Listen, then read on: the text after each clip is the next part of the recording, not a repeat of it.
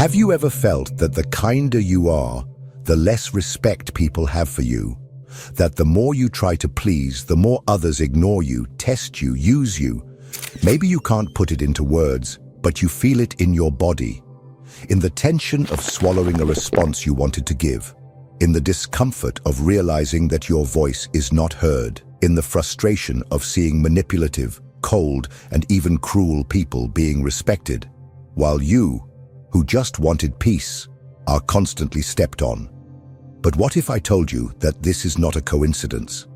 That there is a logic behind it? A dark, uncomfortable, but true logic. Machiavelli wrote over 500 years ago that it is better to be feared than loved when you cannot be both. And however cold or even cruel that may sound, the reality is that the world we live in responds more to fear than to kindness. Not because people are naturally evil, but because the human mind respects boundaries, not promises. It admires strength, not submission. And we are not talking about becoming a tyrant, a manipulator, or a narcissist. We are talking about something much deeper, about understanding that being good is not enough. That being kind without knowing how to impose respect is like bleeding in the ocean. Sooner or later, the sharks will smell it. Maybe you are at that point right now, tired of being ignored, of giving too much, of feeling like you are always in the background. Maybe you are wondering, how can I be respected without becoming someone I hate? How can I show strength without losing my essence? This video is for you. Here, we will unmask the illusion that kindness is enough. We will explore what psychology says about fear, respect, and authority. And with the help of Machiavelli, we will discover how to transform your presence into something that others do not dare to ignore. Because in the real world, those who do not set boundaries are pushed to the abyss. If you are ready to look in the mirror and finally understand why you are treated this way, keep watching. What comes next may change the way you position yourself forever. People do not respect kindness in itself. They respect what it represents when accompanied by strength. The mistake is in thinking that being good is enough, as if treating well, being kind, avoiding conflicts, and sacrificing for others would automatically make you valued. But the human brain does not work that way. Respect does not arise from intention. It arises from the perception of authority. And authority, my dear, is built with posture, with firmness, and yes, with a certain degree of fear. Psychology has long shown that human beings react to fear with attention. When someone imposes clear boundaries, speaks with conviction, and does not hesitate to withdraw from abusive situations, the message conveyed is simple: not with me. And the other person's brain understands this as a barrier, a territory with an electric fence, a field where one does not tread without caution. Now think of the opposite. People who say yes when they mean no, who explain too much, who smile to avoid conflict, who remain silent to keep the peace. In the eyes of an observer, this person does not convey security. They convey permission. And where there is too much permission, abuse is born. Fear and respect are connected by an invisible but powerful thread.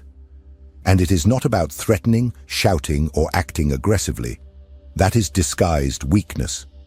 True psychological strength lies in self-control, in firm silence, in a gaze that does not need to justify its existence, in the simple act of saying no without a tremor in the voice. Machiavelli was not suggesting that the ruler be cruel for pleasure. He was warning of a human fact. People quickly forget favors, but they never forget who makes them think twice before crossing the line. This applies to political leaders, yes, but it also applies to you, in your work, in your friendships, in your relationships. Those who do not understand this dynamic spend their lives trying to be liked, but they will never be taken seriously. And perhaps now you are wondering, so does that mean being good is wrong? No, but there is a dilemma, and that is what we will explore next. In the next part, we will talk about one of the greatest internal conflicts people face, the dilemma of kindness. How to know when your kindness has turned into weakness, and what to do when you realize you are being exploited precisely for trying to be fair. Get ready to face the mirror. The truth will hurt, but it will also set you free. If this content is making sense to you, click the subscribe button and subscribe to the channel. Thank you for your support. Maybe no one ever taught you this. Maybe you grew up hearing that being a good person was enough, that it was enough to treat others with empathy, to help whenever possible, to put others' needs before your own, that the world would return the same to you. But the reality is different. In the real world, kindness without discernment becomes bait, and predators, yes, they exist, sniff this out like a dog smells fear. There is a brutal, silent, and cruel dilemma. The more you try to be good, the more vulnerable you become. And this corrodes, because you start to wonder, is the problem me? Am I being too nice? But if I stop being this way, will I be betraying who I am? It is at this point that many get stuck, because they believe that hardening is corrupting oneself. But here's the truth no one told you. There is no true kindness without strength. A kindness that does not know how to protect itself, that does not set boundaries, that does not recognize when it is being exploited, is not virtue. It is naivety. It is a psychological trap created to keep good people trapped in roles of emotional servants. And this trap has a name: validation dependency.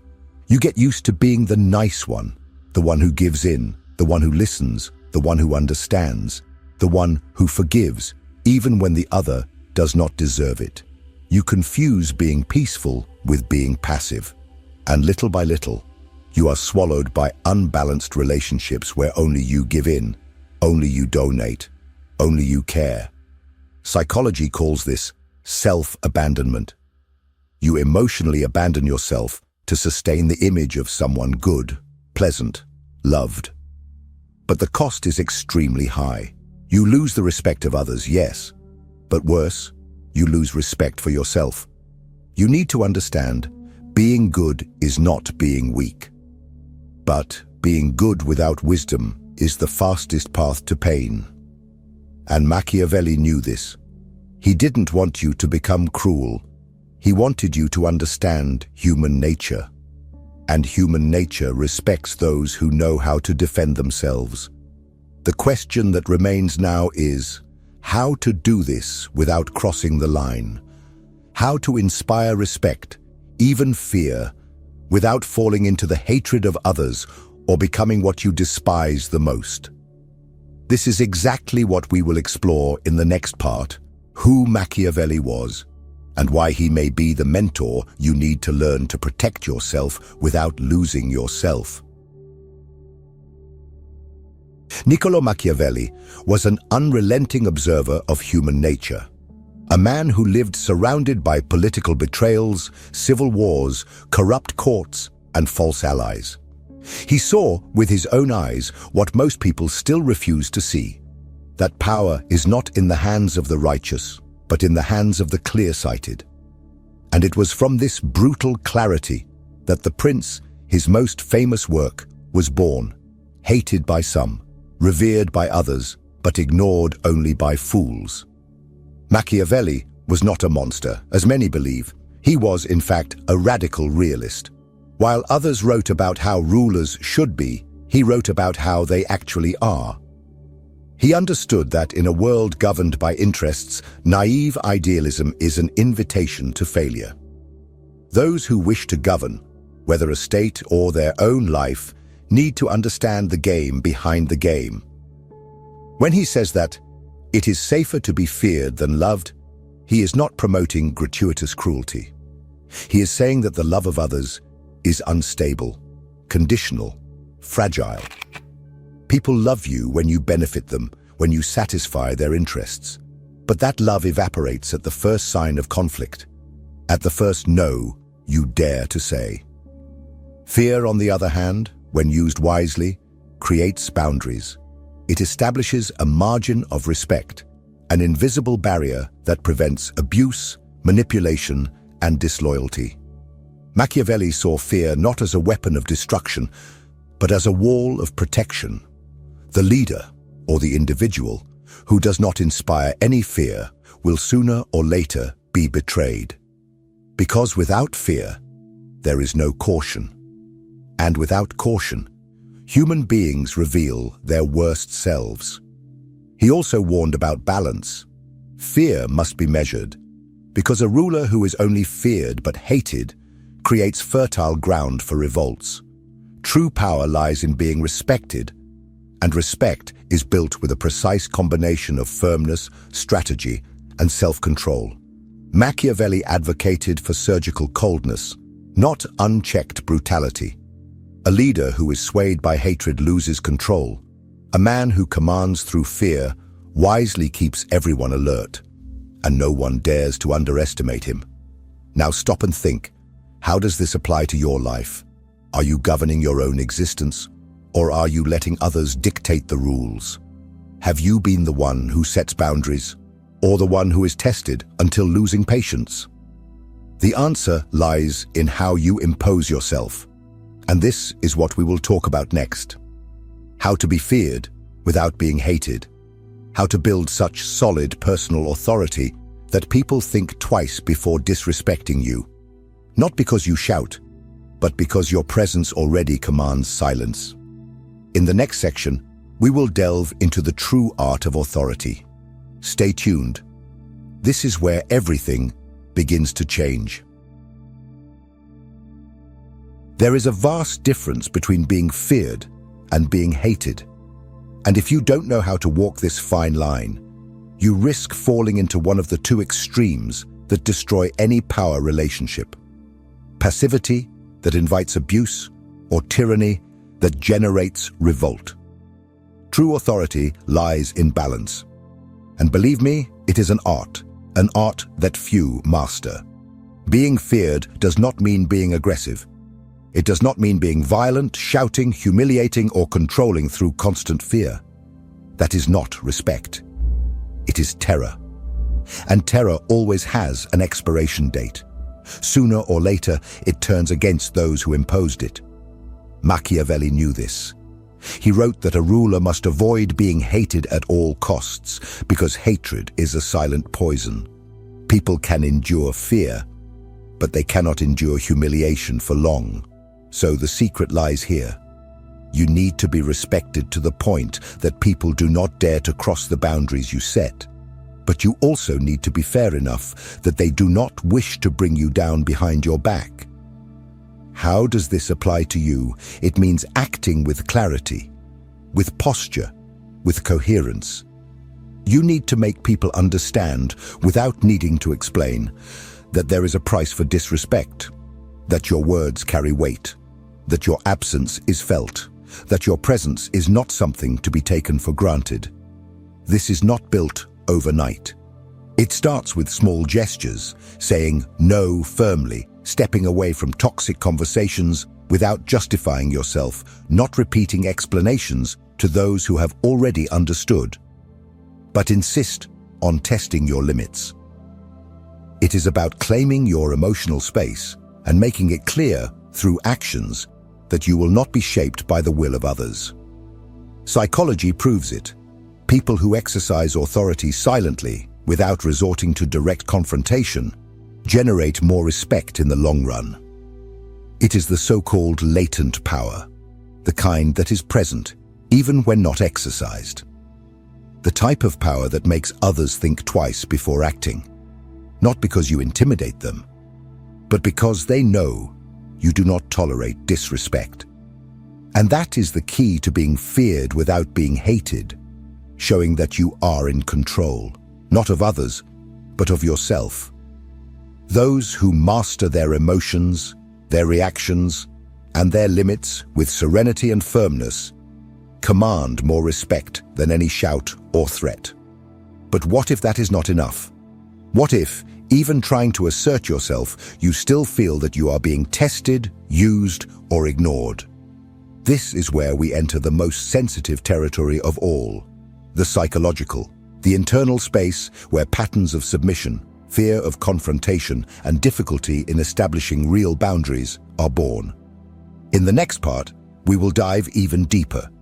We will explore how your mind and your emotional history may be preventing you from being respected, and more importantly, how to break this cycle and start building a new identity, stronger, clearer, and unshakable. If what you're hearing resonates with you, you'll find real value in my ebook, Beyond the Shadow. It breaks down Jung's core ideas and gives you tools to understand yourself more deeply. Link is in the pinned comment. Now that you understand the importance of being respected, being firm, and inspiring the right amount of fear, it's time to look within. Because it's not enough to just comprehend all of this intellectually. If, deep down, you still fear bothering others, disappointing them, or being rejected for asserting yourself, the root of the problem lies within you. And that's where true transformation resides. Many people carry, since childhood, the conditioning to please in order to survive.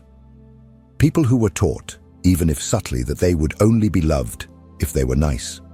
Who learned that saying no was synonymous with selfishness, that contradicting was impolite, and that disagreeing was a reason for emotional punishment. And the result? Adults who bend over backwards to please, who silence themselves to keep the peace, who accept less than they deserve because they think setting boundaries is a way to lose love. This is psychological poison, an unconscious script that turns you into an emotional slave. And the worst part? The more you repeat this pattern, the more it becomes entrenched. With every yes you say, when you want to say no, you send the world the message that your will doesn't matter. Each time you avoid conflict, you allow injustice to grow. With every person you forgive without the other feeling remorse, you validate the abuse. What needs to be clear is that respect starts within you. There is no external authority without internal firmness. You will not inspire respect if you do not respect yourself.